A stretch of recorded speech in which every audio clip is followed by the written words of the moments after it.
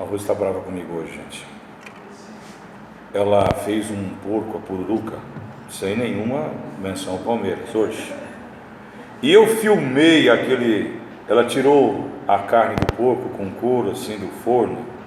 Estava lisinho, né? Aí ela pegou o óleo quente e eu filmei ela derramando e aquilo virando uma pipoca. Coisa mais linda. Mas não sei o que aconteceu, porque eu não registrei o filme, né? Só pude tirar a foto depois ali, né? Era para ir para o YouTube, viu? Vocês entendem porque eu sou um cara feliz aos 38 anos de casado, né?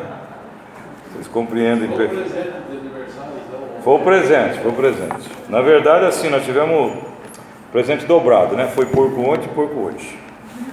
Mas, queridos, é uma alegria estar falando com vocês de novo aqui. Mas eu quero pensar sobre um assunto que ele não é muito alegre. No seu início, eu quero que você preste atenção, que você compreenda onde eu quero chegar primeiro. Eu quero que você imagine um homem chamado por Deus aos 16 anos para pregar para uma nação inteira. E a pregação dele era a seguinte: vocês vão ser mortos, vocês vão ser exilados, tudo que vocês têm vão acabar na mão dos inimigos. Essa cidade ela vai ser destruída, essa região vai ser assolada. Por quê? Porque me desobedecem, porque oprimem os pobres, porque os juízes são ali pessoas a serviço de quem tem dinheiro, quem não tem justiça. Vocês são idólatras, vocês se dobram diante de imagens que são feitas com pedaços de madeira e que o resto é jogado no forno. São palavras de Jeremias que você pode olhar dentro do ministério dele, você vai encontrar. Durante 40 anos ele não converteu ninguém. Ao contrário, os outros profetas diziam: ele está falando coisas que Deus não disse, vai dar tudo certo. Nós estamos sendo ameaçados pelo Nabucodonosor, aquele rei poderoso da Mesopotâmia, mas o pessoal do Egito está aqui conosco, estamos juntos, não vai acontecer nada. A surra foi tão grande que não sobrou nada, nem do Egito e nem de Israel, de Jerusalém e de Judá. Mas ele passou 40 anos dizendo: olha, mudem seus caminhos, mudem as suas maneiras de enxergar o mundo, parem de viciar suas balanças quando vão vender para as pessoas, parem de mentir, parem de dar cartas de divórcio por motivos que não existem, respeitem os meninos, respeitem as meninas, filhas daqueles que te devem, porque eles eram obrigados a ser levados como escravos se o pai morresse. Os filhos ali com mais de 12, 13 anos, então eles teriam que trabalhar por um período de 6 anos pagando as dívidas do pai. Nem isso eles estavam respeitando. Quando alguém entrava para trabalhar como escravo com eles, ali ficava. Eles não davam alforria no tempo certo. E Jeremias dizendo: vocês estão desobedecendo tudo aquilo que Deus combinou com Moisés para que fosse a nossa nação. Vocês vão pagar o preço. A nação já tinha sido dividida depois de Salomão. Vocês não olharam ali para o reino do norte? O que aconteceu há 100 anos para eles? Eles foram dizimados, foram destruídos por causa das mesmas coisas, e Deus está dando uma chance para você agora, e vocês estão fazendo igual. Quantos ouviram Jeremias? Talvez Baruque, o seu auxiliar, que escreveu.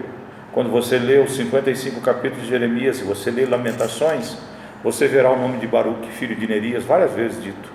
Era o auxiliar dele, era talvez o escrivão dele, e alguém que tinha um compromisso sim com as coisas que eram reveladas a Jeremias, que foram provadas e foram comprovadas através do tempo. Mas sabe o que ele recebeu, queridos?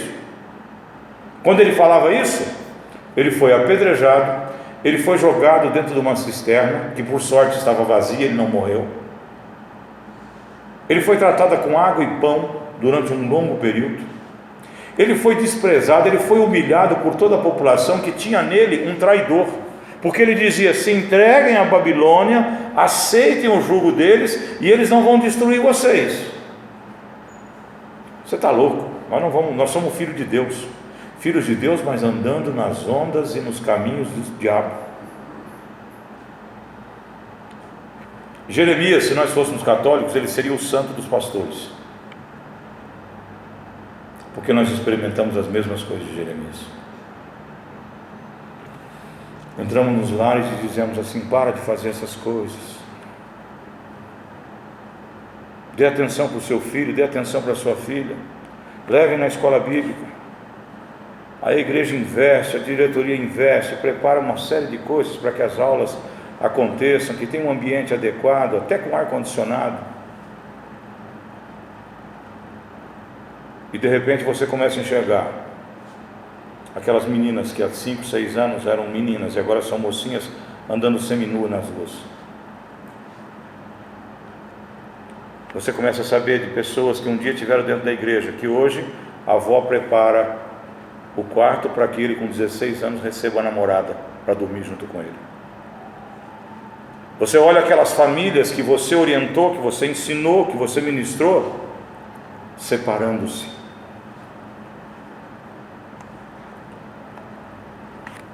Jeremias, quando ele termina o ministério dele, aquilo tudo que ele avisou aconteceu.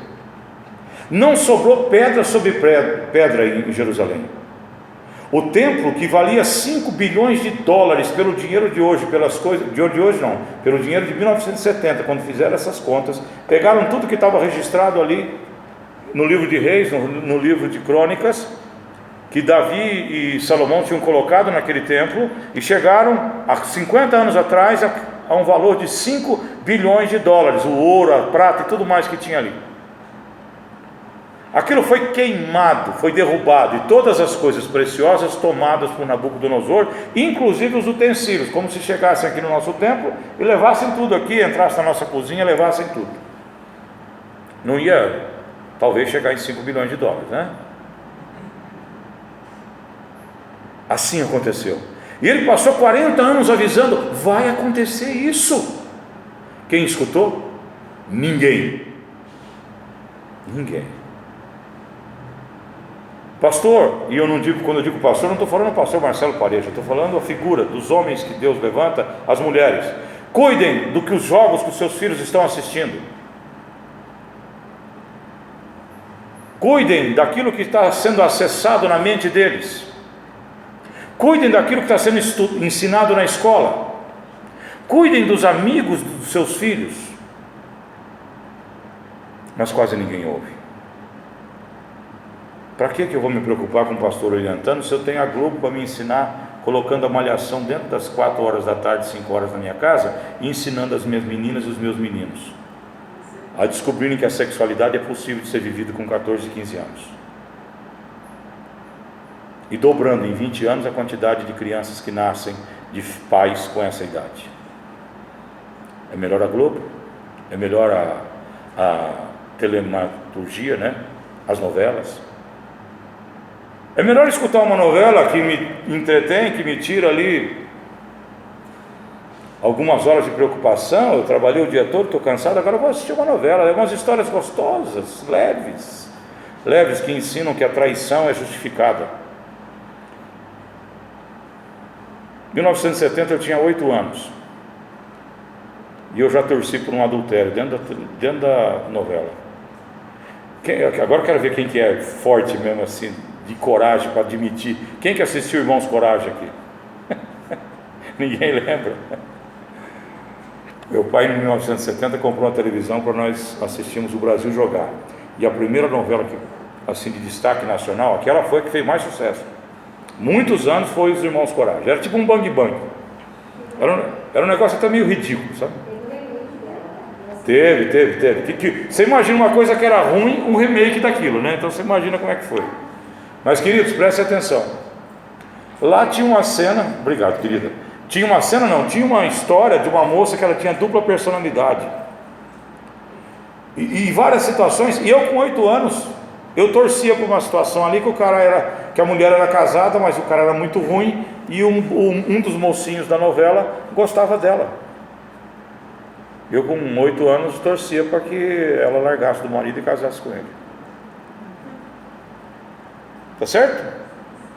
1970. E depois disso, eu quero que vocês me digam, mas pastor, você vai falar isso de novo? Vou falar porque eu estou lembrando de Jeremias, eu tenho que lembrar, queridos. Eu quero que vocês me apontem uma novela que tem uma família equilibrada. Eu quero que vocês me apontem um filme que ganhou Oscar, que inclusive para você participar de Oscar hoje você precisa ter uma quantidade de negros no elenco, que até não vou questionar, mas uma quantidade de gays também participando. Senão você não participa da premiação.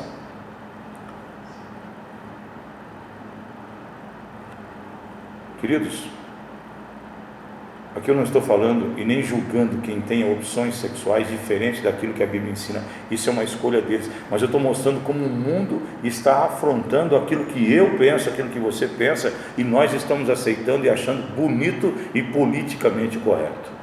Jeremias dizia: não vão por esse caminho que vai redundar em destruição. O pastor esgoela e fala a mesma coisa. As instituições das igrejas, os padres falam as mesmas coisas. Denominações presbiterianas, metodistas e qualquer outra que você saiba que elas tenham ali uma história, em nenhuma você vai encontrar alguém te dando respaldo para uma vida separada da vontade de Deus, porque eles sabem que vai dar errado. E ministram e ensinam. Quantos ouvem? E eu quero que você abra a tua Bíblia lá em Lamentações. Vocês verão o que ele encontrou nas ruas, depois do que tudo aquilo que ele avisou que ia acontecer, tinha acontecido. Eu quero que vocês tenham aqui um momento de entendimento do que Jeremias sentiu no coração, ao olhar para a cidade dele, para a terra dele, e ver tudo aquilo que eu avisei, ninguém ouviu, e agora a situação está assim. É como nós, pastores, sentimos quando a tua casa é devastada, quando famílias são desmanchadas. Capítulo 3 de Lamentações, queridos, ele escreveu tipo um acróstico. Cada um desses capítulos, ele começa cada frase com uma das letras do aramaico, do hebraico. É tipo um acróstico. Em português não dá certo, né? Porque o significado das letras são diferentes, mas você pode compreender que aqui em alguns você vai ter, por exemplo, no capítulo 3, do lado do primeiro versículo está escrito assim, Aleph. Aleph é uma letra, e aí na sequência, aqui tem Bet, tem Gemet, que são palavras, né? Só se você tem na tua Bíblia assim, só para você entender, que essas palavras aqui que estão aí, elas são as letras que começariam esse acróstico, né? Aquele tipo de poesia. Eu sou o homem que viu a aflição pela vara do seu furor. Ele me levou e me fez andar em trevas e não na luz. Deveras se tornou contra mim, virou contra mim de contínuo, e a mão todo dia. Fez envelhecer a minha carne e a minha pele, quebrantou os meus ossos, edificou contra mim e me cercou de fel e trabalho. Assentou-me em lugares tenebrosos como os que estavam mortos há muito tempo. Circunvalou-me e não posso sair, agravou os meus grilhões. Ainda quando clamo e grito, ele exclui a minha oração. Circunvalou os meus caminhos com pedras lavradas, fez tortuosas as minhas veredas. Fez-me como urso de emboscada, um leão em esconderijos. Desviou os meus caminhos e me fez em pedaços, deixou-me assolado. Armou o seu arco e me pôs como alvo a flecha. Fez entrar nos meus rins as flechas da sua aljava. Fui feito um objeto de escárnio para todo o meu povo e a sua canção todo dia. Fartou-me de amargura, saciou-me de absinto. Quebrou com pedrinhas de areia os meus dentes, cobriu-me de cinza, e afastaste da paz a minha alma, esqueci-me do bem. Você sabe de que Jeremias está falando aqui, queridos? Dele, do sofrimento dele, em ter sido usado por Deus por 40 anos, e ninguém lhe ouviu. E se você ler aqui o primeiro e o segundo capítulo de Lamentações, ele descreve as coisas que Jerusalém apresentava? Ruína, sangue. Aqueles que dormiam em leitos de seda, agora abraçam monturos. Vocês vão ver o versículo, significando que as pessoas foram postas para fora das suas casas. Tudo que elas tinham de bom, os babilônios levaram, e então eles estavam jogados ali. As pessoas que tinham mais recursos, que tinham uma formação um pouquinho melhor, foram levadas cativas. Toda a família do rei foi levada. Sabe o que aconteceu com os filhos do rei? Chegaram na presença de Nabucodonosor, todos os seus filhos. Ele tinha várias mulheres, então tinha vários filhos. Cada um deles foi morto, um por um, na frente dele. Foram degolados. E ao rei, os olhos foram furados. O aviso veio. O Senhor gastou a vida de um homem como Jeremias, para que as pessoas ouvissem e se refizessem dos seus maus caminhos. Quantos homens e mulheres de Deus estão nas esquinas, estão nos templos, estão nas televisões, gritando: consertem-se, mudem, porque senão haverá um preço. Haverá um preço. Quando ele escreve aqui esses versículos, talvez você pudesse pensar que ele estaria falando de alguém, de uma outra pessoa, mas é a visão que ele tem da situação dele, da angústia dele, da tristeza dele de ver a terra que ele amava, a cidade que ele amava, onde ele foi criado, totalmente destruída. Ele via ali que a sua voz não foi ouvida. E talvez você possa dizer: pastor, mas nós estamos vivendo um tempo tão difícil como esse, que precisamos de esperança. O senhor me vem com uma pregação dessa para chacoalhar mesmo, deixar a gente triste. Queridos, eu escolhi esse texto porque ele é espetacular. Ao mesmo tempo que ele te lembra, que ele te avisa que as coisas do Senhor, nós temos que prestar atenção, porque elas acontecem mesmo. Se Deus diz: o adultério vai ser um problema na tua vida, vai ser um problema na sua vida. A pornografia vai ser um problema na sua vida, vai ser. Os desvios de caráter te levam à distância de Deus, e então te levam a dificuldades, tristezas e angústias. Assim vai acontecer. Se Deus te avisa que o que você precisa é um coração novo, que o que você precisa é uma visão nova de respeito às outras pessoas, a sua família, olhar seus filhos de um jeito diferente, olhar sua esposa de um jeito diferente, escuta, porque isso vai transformar a tua existência. Não escuta, e como as ruas de Jerusalém, que eram apenas montes, sangue e destruição, vai ser a tua casa. Deus é cruel? Deus é duro? Não. Ele é amoroso e nos avisa. 40 anos ele passou avisando a cidade santa dele. Ouviram-no? Não. Então Jeremias está aqui, dizendo: a minha vida é como um fel, é amargo, porque eu habitei no meio de um povo que não me ouviu, e a minha voz era a voz de Deus.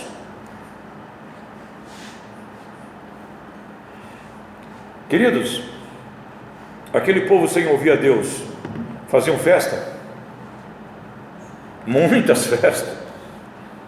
Apesar que quem tem motivo para ser feliz e fazer festa é o cristão, que tem a salvação em Cristo Jesus, e a alma dele não se afeta por nada que esteja do lado. Apesar que o mundo está aí, as pessoas estão sendo humilhadas, estão sendo tripudiadas, suas famílias destruídas, e elas enchendo a cara e fazendo festa todo final de semana. Não é assim? Eles tinham carros bons. Naquela época não tinha Hilux, mas tinha ali umas mulas boas, né?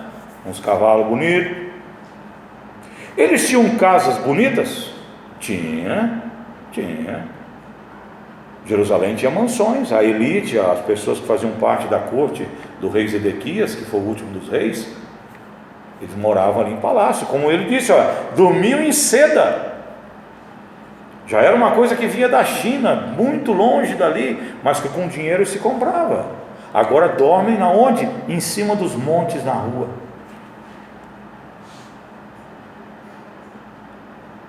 Você não vê muitas pessoas vivendo como se a vida fosse uma beleza? Usufruindo das coisas que o mundo dá status e dá para eles como prosperidade? O povo de Israel vivia assim também, até no dia que chegou um camarada chamado Nabucodonosor. Um cara com o nome desse, gente boa não deve ser, né? Nabucodonosor. Ele já chegou arregaçando tudo, queridos. Não teve misericórdia de nada.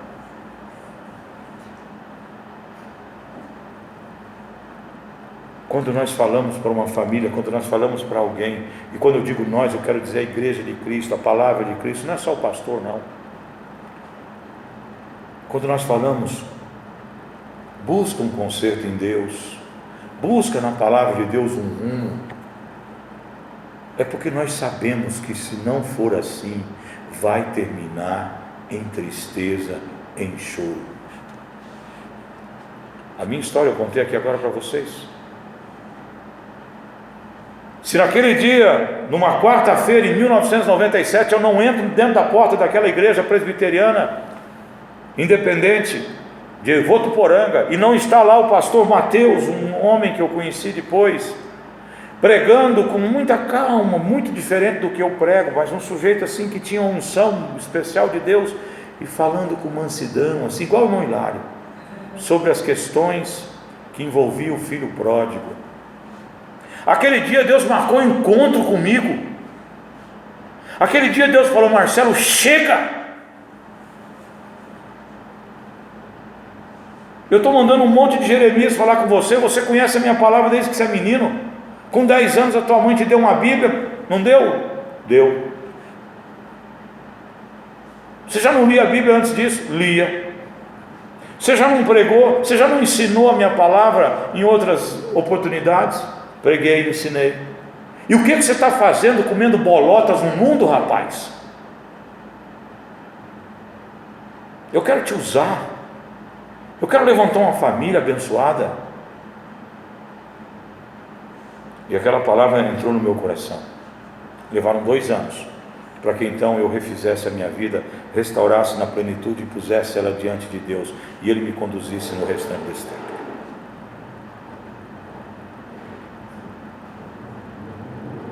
Deus me chamava o tempo todo e marcou um encontro comigo. Ele quer marcar um encontro com todos que estão fatigados, cansados, adoecidos, abatidos.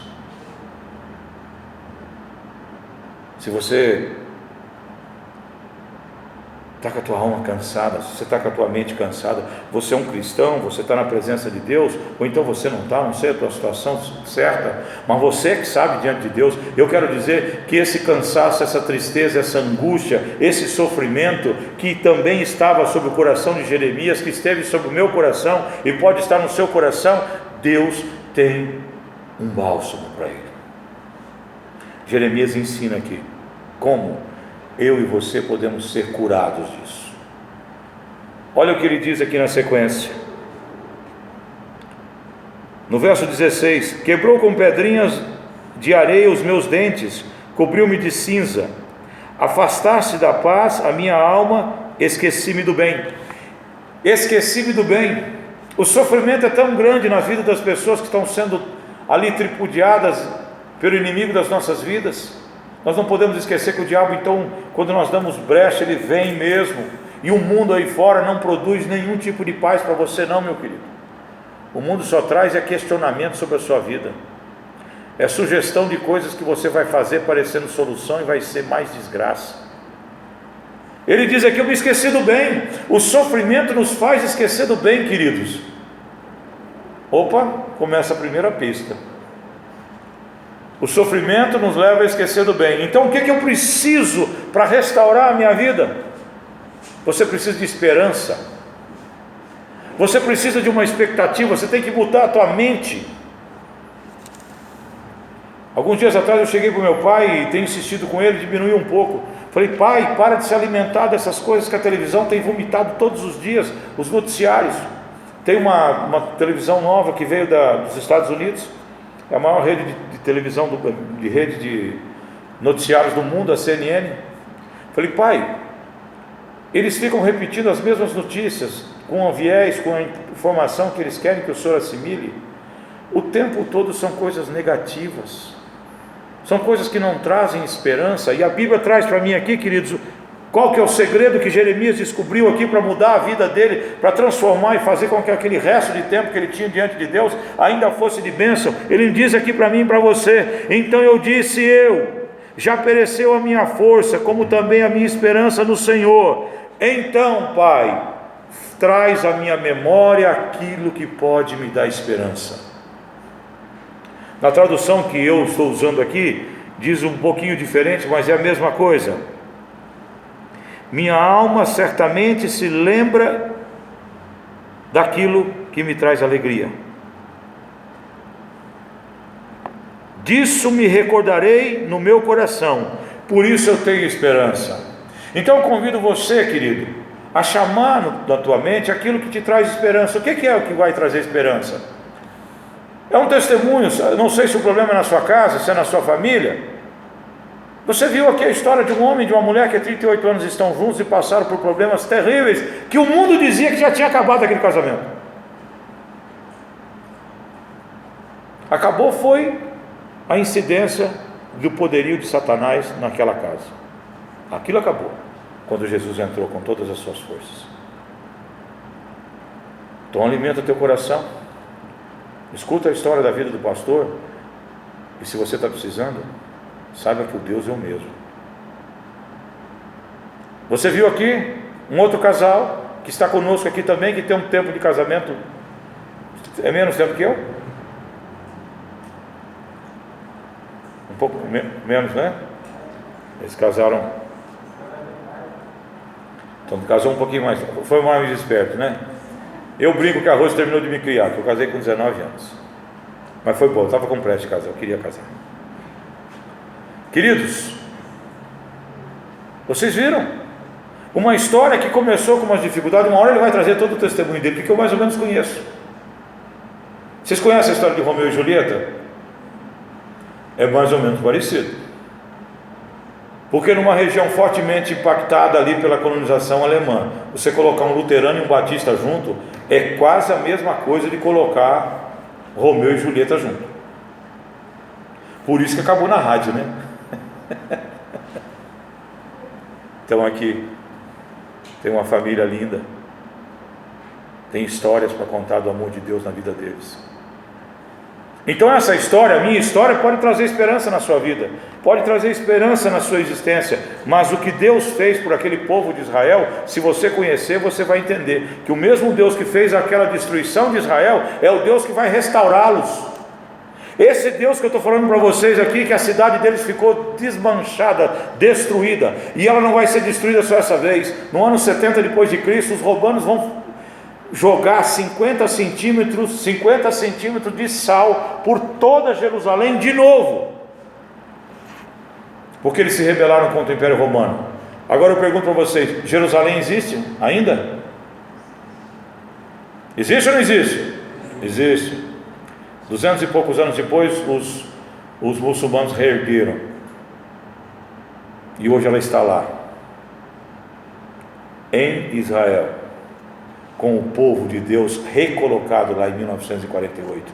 Aquela terra que um dia foi destruída e salgada, hoje é uma das cidades mais seguras do mundo. Nenhum país tem o índice de criminalidade de Israel. É um povo diferente, é um povo abençoado, mas foi tratado. Então quero dizer para você, na desobediência nossa das coisas de Deus, você vai ser tratado, e vai doer. Mas se você tiver humildade e aceitar a correção e o conserto, assim como Israel, assim como Jerusalém, você viverá a paz e a prosperidade que o mundo não entende. O mundo não entende. Quando eu disse aqui que as muitas águas podem vir e que não vão submergir esse amor, Eu quero dizer para vocês o seguinte, queridos: quando você está pautado na restauração e no amor de Deus, pode rugir o mar, podem se levantar leões e ursos, mas você não vai ser abalado se você está estruturado no amor de Deus. Israel é prova disso. Se você ler esses 5 capítulos de Lamentações, você se enxerga na figura daquele homem olhando a sua terra destruída pela desobediência, por não ouvirem.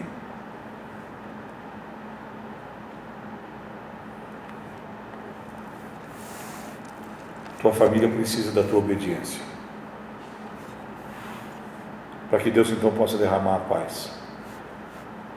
E eu quero fazer uma última colocação e encerrar essa ministração.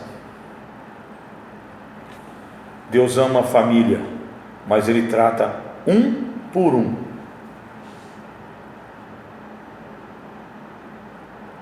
Vou repetir para vocês: Deus ama a família, mas Ele trata um por um. Deus ama Israel, Deus ama Jerusalém, e as restaurou quando tratou um por um, e vieram então com um coração novo na presença de Deus. A tua vida diante de Deus não depende do teu marido, a tua vida diante de Deus não depende da tua mulher. Quando você refizer a sua vida diante de Deus, eu não sei se o teu companheiro vai ser refeito, a tua companheira vai ser refeita, mas eu quero dizer que se você estiver alinhado com a vontade de Deus, Ele vai fazer o melhor na tua vida.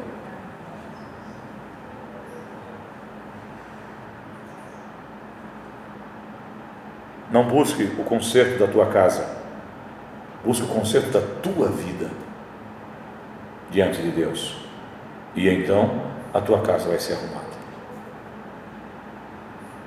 Que Deus possa falar com cada um de vocês. Queridos, eu estou pregando aqui para algumas pessoas.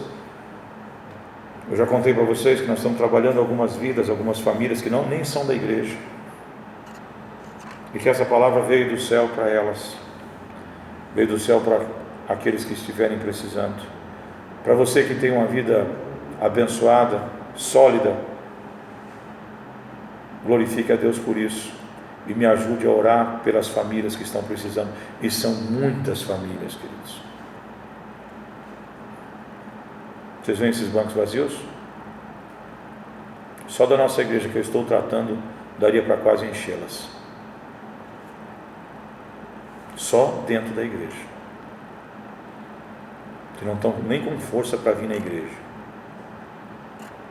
Alguns estão andando naqueles caminhos que o próprio Jeremias avisou tão fortemente que não conseguem estar sóbrios para vir na igreja hoje.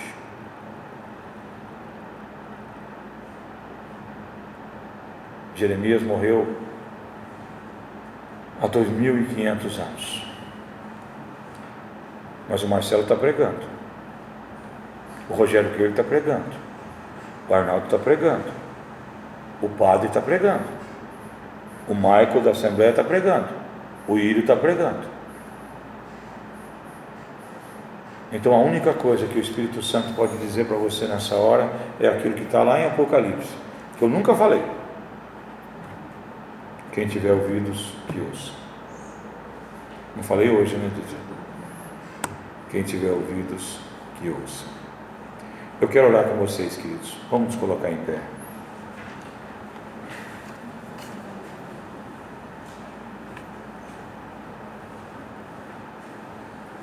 Eu não sei se é a máscara, mas eu estou vendo 2 visitantes, é isso?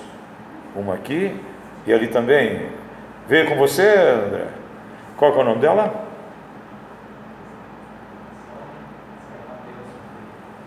Mateus e?